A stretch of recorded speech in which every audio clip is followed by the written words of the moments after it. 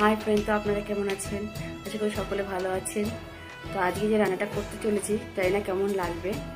তো যদি ভালো লাগে ছোট একটা লাইক করবেন, কমেন্ট করবেন, লিখে জানাবেন কেমন লাগলো।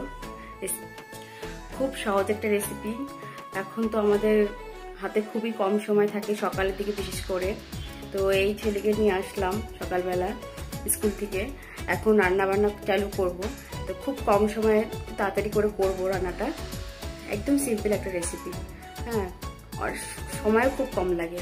তো দেখে নিন রেসিপিটা। তো আজকে আমি করছি পুঁই শাক মাছের মাথা দিয়ে। তো পুঁই শাকটাকে কেটে ধুয়ে ভালো করে বসিয়ে দিয়েছি লবণ হলুদ দিয়ে।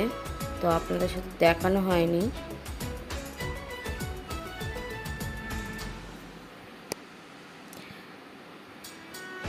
যত রকম সবজি দেওয়া যাবে।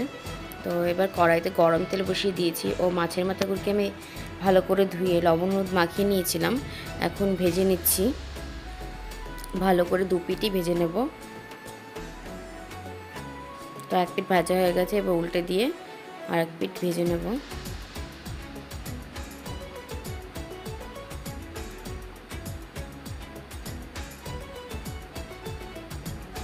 তো মাছের মাথা ভাজা হয়ে গেছে, তো তুলে নেব। ওই একই তেলের ভিতরে আমি শুকনো লঙ্কা, তেজপাতা ও 5 ফোড়ন দিচ্ছি।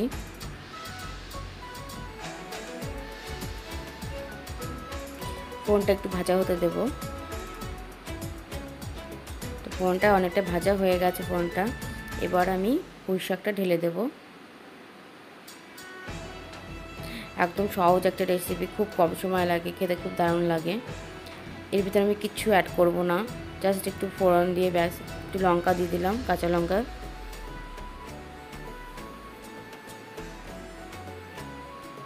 তো একটু ঢেকে দেব, ঢেকে দিয়ে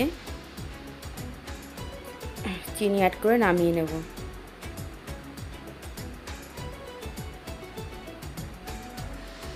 একটু নেড়ে চেড়ে দিয়ে তারপর লবণটা চেক করে চিনিটাকেও নামিয়ে নেব।